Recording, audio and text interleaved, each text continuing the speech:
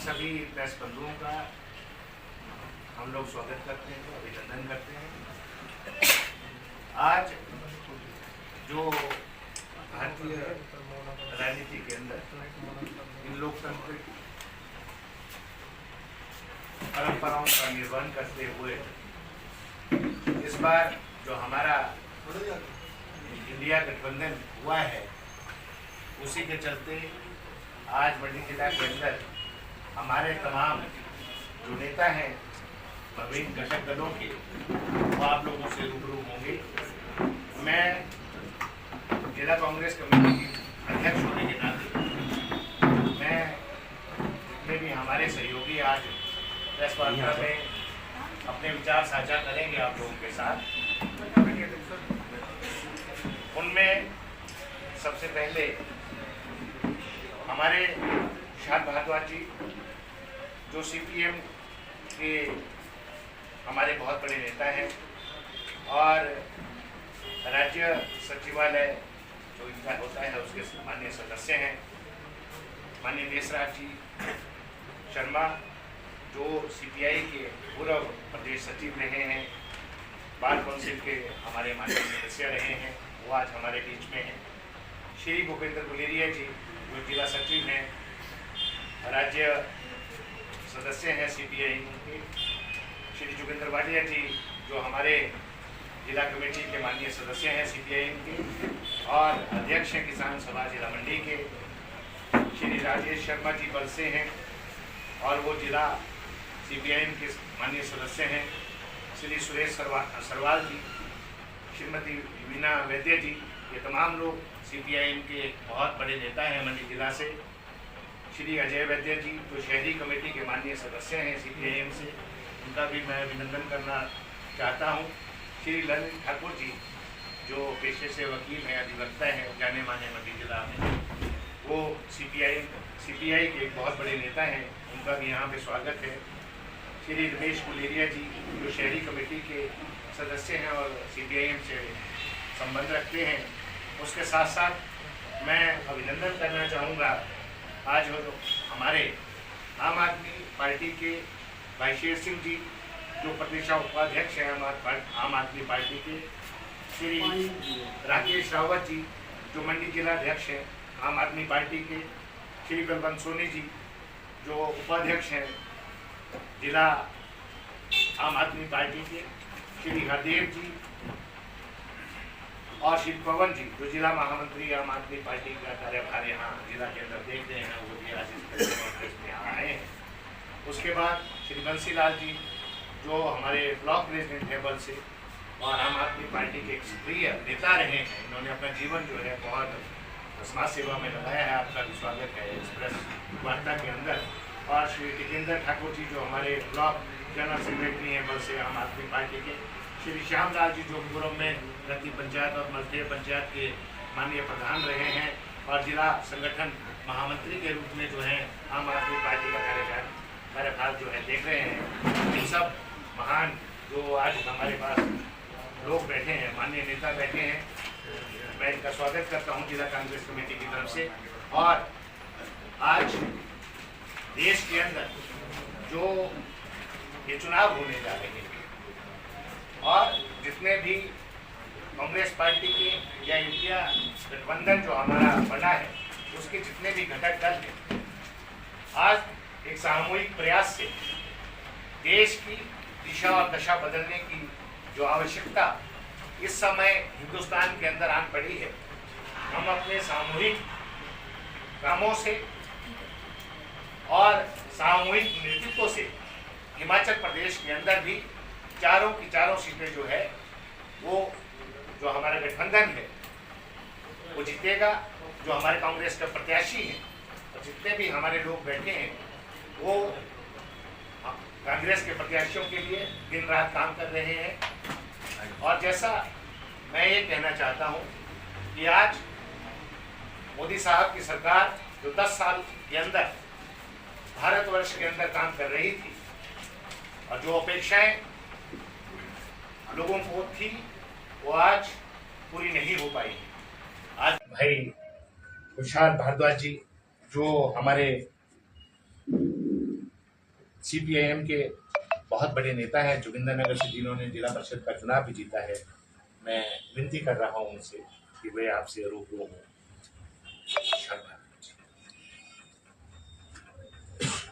India गठबंधन के सभी घटक दल के नेतागण और घटक दल के प्रमुख पार्टी कांग्रेस पार्टी के मंडी जिला के कार्यकारी अध्यक्ष भाई शशि शर्मा जी, हमारे बीच में मौजूद सीपीआई के पूर्व राष्ट्रीय परिषद के सदस्य और राज्य के पूर्व सचिव, एडवोकेट और हिमाचल बार काउंसिल के पूर्व मेंबर देशराज शर्मा जी, हमारे बीच में आम आदमी पार्टी के भाई रावत सिंह जी, आकाश जी, और हमारे पार्टी के जो नेता हैं भूपेंद्र सिंह जी, उन सब की तरफ से और हम सब पार्टी की तरफ से मैं आप सभी पत्रकार बंधुओं का इस प्रेस वार्ता में हार्दिक स्वागत करता हूं।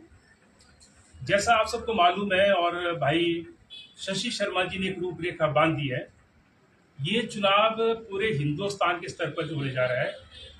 ये चुनाव ये तय करेगा कि क्या हिंदुस्तान का संविधान बचेगा, क्या इस देश का लोकतंत्र बचेगा या वो नहीं बचेगा। आज का चुनाव पिछले सारे चुनावों से बिल्कुल डिफरेंट है। मोदी के शासन में, भाजपा के शासन में जो 10 साल का उसका कुशासन रहा है इस देश के अंदर, उससे आज हमारे देश के संविधान को, हमारे देश के लोकतंत्र को खतरा पैदा हो गया है।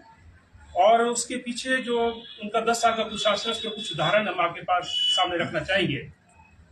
लेकिन ये चुनाव ऐसे समय में हो रहा है जब भाजपा ने इस देश की जनता को झूठा दिलासा दिलाया था कि अगर उनकी सरकार आएगी तो विदेशों में सारा काला धन वापस लाएंगे और हर हिंदुस्तानी के बैंक खाते में 15-15 लाख रुपए जमा होगा। उसके साथ साथ उन्होंने कहा था कि अगर भाजपा की सरकार बनेगी तो हर साल 2 करोड़ नई नौकरियां पैदा की जाएंगी, जिसका मतलब है 10 साल में 20 करोड़ नई नौकरियां जो है पैदा करनी थी। तीसरा बड़ा वायदा यह था कि जो इस देश के किसान हैं और जो किसान लगातार जो है आत्महत्या करने पर मजबूर हैं, उन किसानों से वायदा किया था कि अगर भाजपा की सरकार इस देश के अंदर बढ़ेगी तो उनकी आमदनी को दुगना किया जाएगा। और डॉक्टर स्वामीनाथन कमीशन की जो सिफारिशें हैं, C2+50% का जो फॉर्मूला उसको लागू किया जाएगा पूरे देश में। और उसके साथ साथ उन्होंने कहा था कि हम सेना को मजबूत करेंगे। कोई अगर हमारी सीमाओं का अतिक्रमण करेगा तो हम आंख निकाल देंगे, एक सैनिक को मारेगा हम जो है 40 मार करके लाएंगे। और उसके साथ साथ और अनगिनत वायदों के साथ वो सत्ता में आए थे और ये भी कहा था कि 60 दिन के अंदर अंदर हम सब कुछ ठीक कर देंगे। महंगाई को कम कर देंगे। जो यूपीए के शासन में 450 रुपए का गैस का सिलेंडर मिलता है, हम उसको आधी कीमत पे लेंगे। जो इस देश के अंदर उस वक्त जो है 55 रुपए प्रति लीटर पेट्रोल था, मोदी जी ने, भाजपा ने कहा था कि हम उसको 30 रुपए प्रति लीटर तक लाएंगे। तो इन वायदों के साथ भाजपा सत्ता में आई थी। लेकिन अगर हम उसके 10 साल के कुशासन का यहाँ पर छोटा सा एक आंकलन आपके सामने रखें तो आपको पता है कि नई नौकरियां देना दूर की बात है। इस देश के अंदर नोटबंदी थोपी गई, इस देश के अंदर जीएसटी थोपी गई और उसके साथ साथ लॉकडाउन के दौरान जो है करोड़ों लोगों की नौकरियां छीन ली गई। तो नई नौकरियां देने के बजाय मोदी की सरकार ने, भाजपा की सरकार ने इस देश के नौजवानों को दर दर की ठोकरें खाने पर मजबूर किया। और ये पहली सरकार है आजाद हिंदुस्तान की जिसके राज में, 10 साल के राज में कोई नई नौकरियां क्रिएट नहीं हुई है।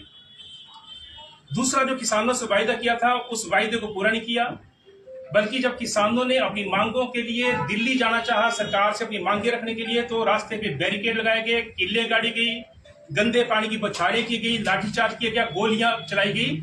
और दिल्ली की सीमा में जहां पर किसान अपनी बात रखने के लिए जो है सरकार के समक्ष जा रहा था, उनको 1 साल ज्यादा समय तक रोके रखा। 750 से ज्यादा किसानों ने शहादतें दी।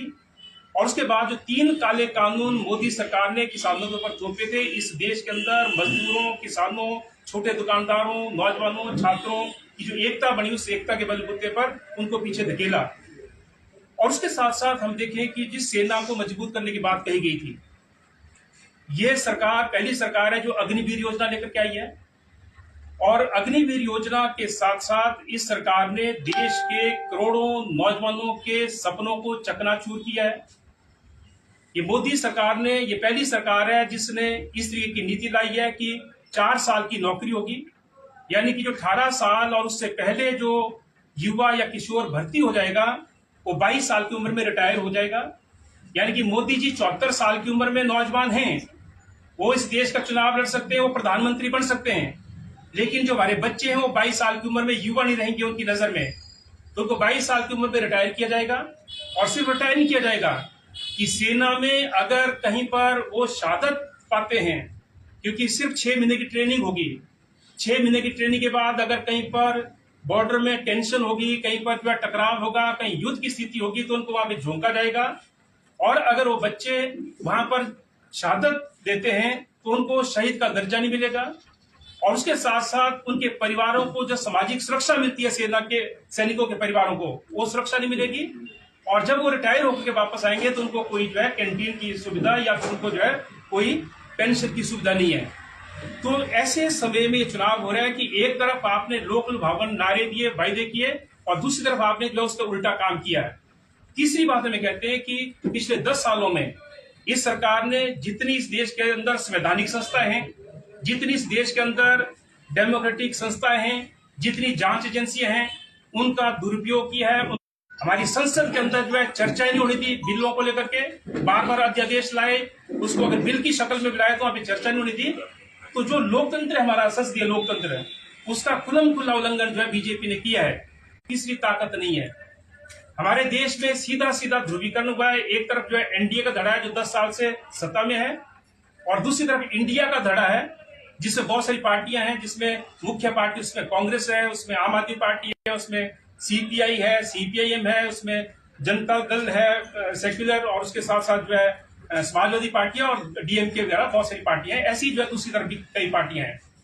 तो ये चुनाव ये तय करेगा कि जो भाजपा के राज में इस देश के संसदीय लोकतंत्र को खतरा पैदा हो गया है, और जो आज भाजपा ये बड़े जोर शोर से बोल रही है, एक नैरेटिव सेट करने की कोशिश की कि इस बार 400 पार, उसके पीछे की हकीकत क्या है? 400 पार का नारा क्यों दिया गया? क्योंकि अगर इस देश के संविधान को अगर आपने बदलना है, जो बाबा साहब भीमराव अम्बेडकर का संविधान है, जो हमारे देश के कमजोर तबकों को भी सामाजिक सुरक्षा प्रदान करता है, जो हमारे नागरिकों को कई तरह का अधिकार देता है, जो अनुसूचित जाति को, जनजाति को, उसके साथ साथ जो है ओबीसी को, महिलाओं को और सामाजिक रूप से कमजोर तबकों को जो है आरक्षण भी देता है, कुछ उनको जो है संरक्षण देता है।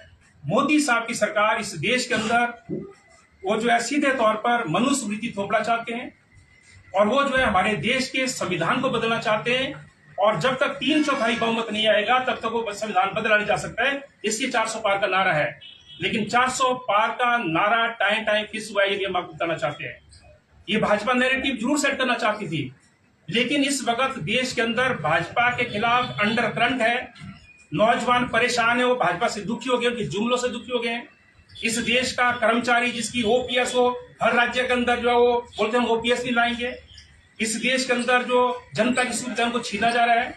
आम जनता का जो पैसा है उसको तरह तरह की योजनाएं बता करके बैंकों में पहुंचाया जाता है, और बैंकों से अपने मित्र पूंजीपतियों को जो वहां से उनको जो बांटा जा रहा है। और पिछले 10 सालों में 16 लाख करोड़ रुपए का कर्जा जो है मोदी जी की सरकार ने 23 बड़े पूंजीपतियों का माफ किया है, और किसानों का 1 पैसे का कर्जा माफ नहीं किया, नौजवानों को रोजगार नहीं दिया, कर्मचारियों की ओपीएस छीन ली गई, सामाजिक सुरक्षा जो थी लोगों की वो छीन ली।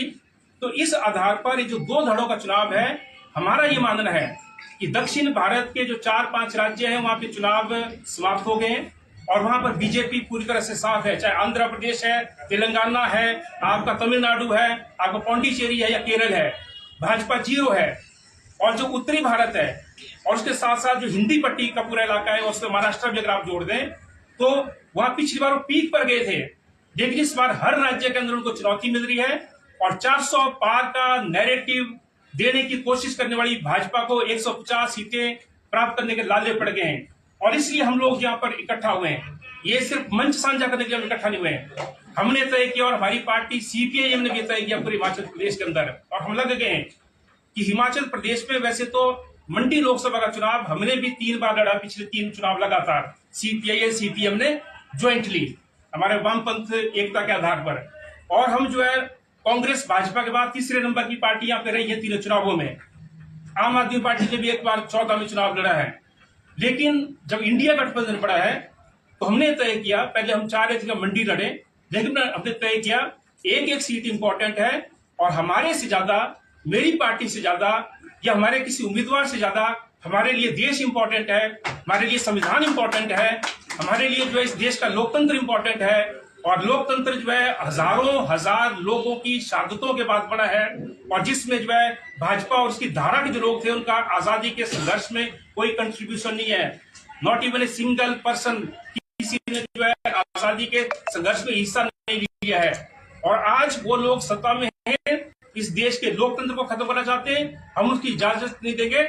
और इसलिए अगर एक एक सीट निकालनी है, इंपॉर्टेंट है, तो उसमें हम अपना योगदान देंगे। और हमने तय किया है कि मंडी लोकसभा क्षेत्र से हम जो है पूरी तरह से तन मन धन से हमारे कार्यकर्ता सीपीआईएम के, सीपीआई के भी ये खुद बोलेंगे और दूसरे जो आम आदमी पार्टी और बाकी लोग हैं, हम पूरी शिद्दत के साथ जो है जो कांग्रेस पार्टी और इंडिया गठबंधन के संयुक्त उम्मीदवार हैं विक्रमादित्य सिंह जी, उनके पक्ष कि अगर दो उम्मीदवारों का कंपैरिजन करें आपस में तो जो विक्रमादित्य सिंह जी हैं, राजनीति का अनुभव है, वो जो है एक बार के विधायक हैं, दूसरी बार फिर विधायक जीते हैं बड़े मार्जिन से, और वो मंत्री है प्रदेश के अंदर। उससे पहले वो अलग अलग संगठनों के अंदर अपनी पार्टी के अंदर नेतृत्व उन्होंने किया है राज्य के स्तर पर, तो उनको अनुभव है राजनीति का। लेकिन भाजपा ने, आप याद कीजिए जब उपचुनाव था और जब महंगाई और सारी मार पड़ी थी, तो वो जो है कारगिल हीरो के नाम पे वो लोगों के वोट बटोरने आ गए। तब उन्होंने जो है ब्रिगेडियर कुशाल को आगे किया कारगिल हीरो के नाम पे। तो पहला सवाल यह है कि क्या आज ब्रिगेडियर कुशाल को टिकट न दे करके कारगिल के शहीदों का अपमान किया है बीजेपी ने? तो तब जो कहां से वो जो है फिल्मी अभिनेत्री को लाए, ठीक है उन्होंने बड़ा नाम कमाया फिल्म जगत में, कंगना जी ने। आज से 5-6 साल पहले तक उनकी फिल्में चलती थी, 5-6 साल से उनकी फिल्में नहीं चल रही हैं, फ्लॉप हो रही हैं। लेकिन उनको यहाँ पर लाएंगे, हमारा ये मानना है उनको मुद्दों की समझ नहीं है, उनको राजनीति की समझ नहीं है। और उसके साथ साथ जो भाषा वो बोलती हैं कि हिंदुस्तान जो है 2014 में आजाद हुआ, हिंदुस्तान के जो आजाद हिंदुस्तान के पहले प्रधानमंत्री हैं वो जो है सुभाष चंद्र बोस हैं। और उसके साथ साथ बड़ी बात ये कि वो बोलते हैं कि मोदी जी जो है विष्णु के अवतार हैं। तो मैंने भी सुना था कि 10 अवतार होते हैं पुराणों में, हमने भी पढ़े पुराण, 10 अवतारों का जिक्र सुना था और 11वें अवतार का जिक्र सुना था कि कल की आएंगे और वो 43,200 साल बाद आएंगे। तो कंगना जी पहले ले आई एक अवतार को। तो ये जो भाषा कंगना यहाँ पे बोल रही है, और कल बोल गई कि मोदी जी तो एक ही टाइम खाना खाते हैं। आज तक हिंदुस्तान में किसी को मालूम नहीं था कि कितने टाइम खाना खाते हैं, पर कल कंगना जी यहाँ से बोल गई मंडी के मंच से कि मोदी जी एक ही टाइम खाना खाते हैं, बोले कई सालों से, वो भी उनको पता है कि एक ही टाइम खाते हैं। और कितना खाते, क्या खाते, वो हम नहीं बोल रहे, पर ये भाषाएं, ये चुनावी मुद्दे नहीं है, मैं ये कहना चाहता हूँ। और उसके साथ साथ हम ये बोलते हैं कि जब हमारे प्रदेश की जनता त्रस्त थी, कोरोना से त्रस्त थी, हमारे प्रदेश की जनता जो है ये अभी आपदा के दौरान त्रस्त थी, तो कंगना जी बोलती है मैं तो यहाँ की सांसद थी, मैं कहां से मदद करूं? अरे भाई कंगना जी, बहन जी, आप सांसद नहीं थी, आप इंसान तो थी। आज आप बोलती है मैं मंडी की बेटी हूं, मैं हिमाचल की बेटी हूं। हिमाचल की जनता जो है पाई पाई के लिए मोहताज थी, वो जिंदगी और मौत से जूझ रही थी, और आपने इंसानियत धर्म का पालन नहीं किया। आपने हिमाचल के किसी भी एक परिवार की मदद नहीं की, आपने अपने भामला के आसपास जो लोग तबाह हुए उनकी मदद की। तो आप किस तरीके के आंसू आज बढ़ा जाते हैं? तो ये सारे मुद्दे हैं, और इसलिए जो है हम तन मन धन से, हमारी पूरी एकता इंडिया गठबंधन की, और हम पूरी शिद्दत के साथ जो है ये इंश्योर करेंगे कि ना केवल मंडी बल्कि धर्मपुर के लिए हमने तय किया कि धर्मपुर में जो मंडी लोकसभा क्षेत्र के जो उम्मीदवार हैं इंडिया गठबंधन से सतपाल राजदा, उनके लिए जो है धर्मपुर में हमारी पार्टी काम करेगी। और पूरे हिमाचल प्रदेश के अंदर 6 सीटें भी भाजपा हारेगी, क्योंकि भाजपा ने चोर दरवाजे से जो है हिमाचल की सत्ता को हथियाने की कोशिश की है, और इसलिए हिमाचल की जनता इसको बर्दाश्त नहीं करेगी। हमारे लाख विरोध है कांग्रेस पार्टी के साथ कई मुद्दों के ऊपर, हम लड़ते हैं सड़कों पर रोजाना, लेकिन अगर कोई हमारे लोकतंत्र के ऊपर हमला करेगा, अगर कोई हमारे संविधान के ऊपर हमला करेगा, अगर कोई चुनी हुई सरकार को जो है चोर दरवाजे से हथियाना चाहेगा, we can not tolerate that thing. और इसलिए हम लोग जो है उसका विरोध करते हैं और हमारा ये कहना है कि 6 की 6 सीटें इंडिया गठबंधन जीतेगा जो उपचुनाव हो रहे हैं, और हिमाचल प्रदेश की 4 सीटों पर जो है इंडिया गठबंधन की जीत होगी। ये जो है मैं यहाँ पे कहना चाहता हूँ और आपका मैं धन्यवाद करना चाहता हूँ फिर से। धन्यवाद। अब मैं विनम्र आग्रह करूंगा देशराज शर्मा जी, जो पूर्व सचिव हैं CPI की और फोरम में बार काउंसिल ऑफ इंडिया के मेंबर रहे हैं, उनसे आग्रह है। धन्यवाद। मैं बड़ी लंबी बात नहीं करूँगा। जब मैं सीढ़ियाँ चढ़ रहा था तो एक पत्रकार मित्र, हमारे पुराने दोस्त हैं, उन्होंने ताज्जुब जाहिर किया कि आज आप भी सीढ़ियाँ चढ़ रहे हैं। तो मैंने फिलहाल तो उनको नहीं जवाब दिया। ये मैं इस मंच से उनको भी और आप सबों को ये संबोधन सिर्फ करना चाहता हूँ कि स्वतंत्रता आंदोलन से हमारे देश के कुछ राष्ट्रीय मूल्य निर्मित हुए और उन राष्ट्रीय मूल्यों को भारतीय संविधान में समाहित किया गया, और उसमें सबसे बड़ा मूल्य था लोकतंत्र का, जनतंत्र का, जनवाद का। उसमें लोकतंत्र सहमति और असहमति के साथ चलता है। असहमत होना भी उतना ही महत्वपूर्ण है जितना सहमत होना है, पक्ष भी उतना महत्वपूर्ण है जितना विपक्ष है। और लोकतंत्र में चेक और बैलेंस के लिए कुछ संस्थाएं होती हैं, जिसमें पक्ष और विपक्ष के अलावा मीडिया है, जिसमें न्यायपालिका है, जिसमें कंट्रोलर और ऑडिटर जनरल की संस्था है जो थोड़े बहुत चेक एंड बैलेंस करती है, कुछ सर्वे करने वाली ऑर्गेनाइजेशन जिसमें NSSO एक है, और वो हर साल कुछ आंकड़े पेश करती है। और आपको ताज्जुब होगा ये जान करके कुछ संस्थाएं पिछले कई सालों से आंकड़े पेश नहीं कर रही हैं, और वो आंकड़े जो है वो दबाए जा रहे हैं। लेकिन किसी न किसी स्रोत से वो आंकड़े जब सामने आते हैं तो जो विश्व में सूचकांक बनते हैं रोजगार के, भुखमरी के, सुख के, लोगों के जीवन के स्तर के, उसमें हमारा देश कितने ही पायदान नीचे जो है पिछले 10 साल से खिसक गया है। इसलिए सारी संस्थाओं को मार दो, विपक्ष के जितने नेता हाथ आते हैं उनको दबा दो, अब खरीद लो या सलाखों के पीछे धकेल दो। ये जो सिलसिला चला है ये हमारे लोकतंत्र के लिए एक बहुत प्राण घातक हमले की तरह है, और ये लोग पूरी तरह से एक नंगा नाच कर रहे हैं, जिसको राजनीति की भाषा में फांसीवाद कहते हैं। और फांसीवाद के 2 उदाहरण हमारे दुनिया में हाल के हैं, जिसमें इटली का और जर्मन का फांसीवाद है। और आप ये जान लीजिए कि फांसीवाद का अंत कैसे होता है, या तो वो जनता के प्रतिरोध के साथ होता है, या फिर फांसीवाद की चल पड़ती है तो अपने देश का भी वो सर्वनाश करके छोड़ता है। हिटलर ने इसी तरह से नस्लवाद का नारा देकर के, नस्लीय शुद्धता का नारा देकर के 5.5 करोड़ लोग दुनिया में मरवाए थे। उसके पीछे भी पूरी इंडस्ट्री थी, पूरा मीडिया था, पूरी न्यायपालिका थी, और अंत क्या हुआ जर्मनी का और दुनिया में ने उसका क्या खमियाजा जो है भुगता वो आपके सामने है। हाल का उदाहरण आपने देखा इलेक्टोरल बॉन्ड का, और हद यह है कि माननीय उच्चतम न्यायालय ने हुआ एक, मतलब आप समझो कि एक्सेप्शनल केस है अपवाद के रूप में, लेकिन क्या होल्ड किया कि पैसा अवैध है, लेकिन उसी पैसे का जो है शर्मनाक इस्तेमाल भारतीय जनता पार्टी अपने इस चुनाव में कर रही है, क्योंकि उसका कोई संज्ञान ना इलेक्शन कमीशन ऑफ इंडिया ने लिया, ना सुप्रीम कोर्ट उसके बाद कुछ कर सका, ना उनको शर्म आई, उल्टा कांग्रेस का जो है अकाउंट उन्होंने सीज किया। आप देखिए क्या लेवल फील्ड है, क्या लड़ाई है, उस लड़ाई का स्तर क्या है।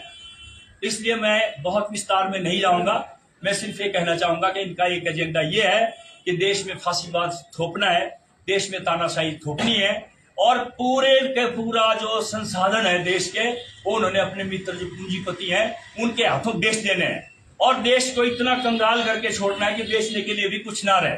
इसलिए देश हित में जितना जल्दी हो उनका निष्कासन, उनका जाना जरूरी है। हम उनकी तरह उनको कोई धमकी नहीं दे रहे, हम उनकी तरह उनके साथ बर्ताव करने का, बदले की भावना से काम करने की कोई बात नहीं कर रहे हैं, लेकिन जो कारनामे उन्होंने किए हैं वो आपके सामने हैं।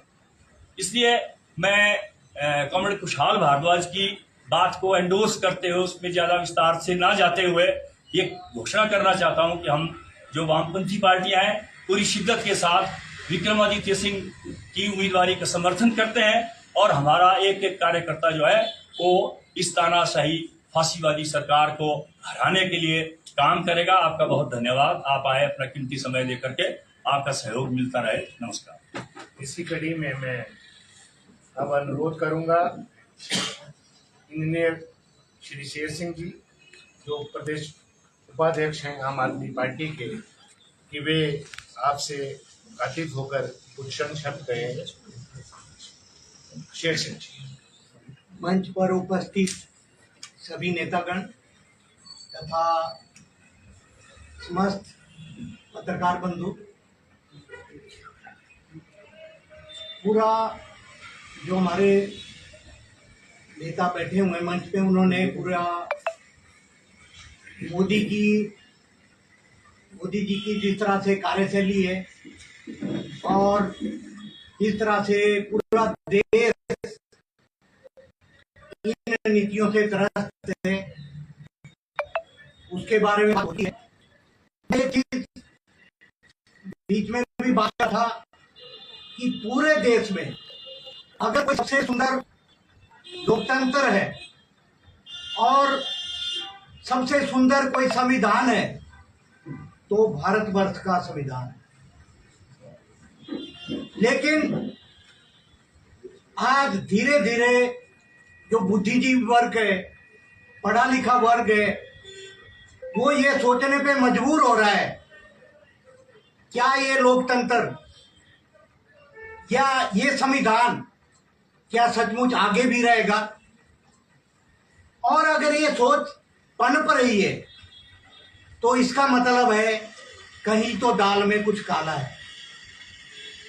और जिस तरह से जितने भी ईडी है, सीबीआई है या दूसरी जो सरकारी संस्थाएं हैं, उनका दुरुपयोग हो रहा है, तो ये जो सारा कार्यकलाप है ये उस दिशा की तरफ, यानी कि तानाशाही की तरफ इशारा कर रहा है।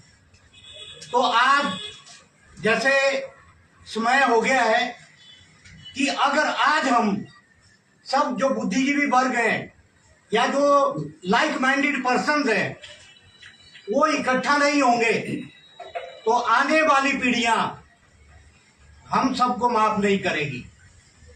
तो मैं ज्यादा ना कहते हुए सिर्फ इस मंच के माध्यम से सभी इंडिया गठबंधन के कार्यकर्ताओं से और खासकर आम आदमी पार्टी के कार्यकर्ताओं से अनुरोध करूंगा कि अभी 15-16 दिन बचे हैं उस ऐतिहासिक दिन के लिए, जिस दिन के बाद हो सकता है यहाँ पे जो जिस तरह का तानाशाही का शासन चल रहा है वो खत्म हो जाए। तो मैं दोबारा पुनः सभी मतदाताओं से, इंडिया गठबंधन के कार्यकर्ताओं से और खासकर आम आदमी के कार्यकर्ताओं से ये कहना चाहूंगा कि तन मन धन से हम लोग कार्य करने में जुट जाएं, ताकि इस संसदीय क्षेत्र से आदरणीय विक्रमादित्य सिंह जी भारी मतों से जीतकर लोकसभा में जाएं और इस क्षेत्र का प्रतिनिधित्व करेंगे। धन्यवाद। मैं अब विनम्र आग्रह कर रहा हूँ, जो मजदूरों की हितों की लड़ाई लड़ते हैं,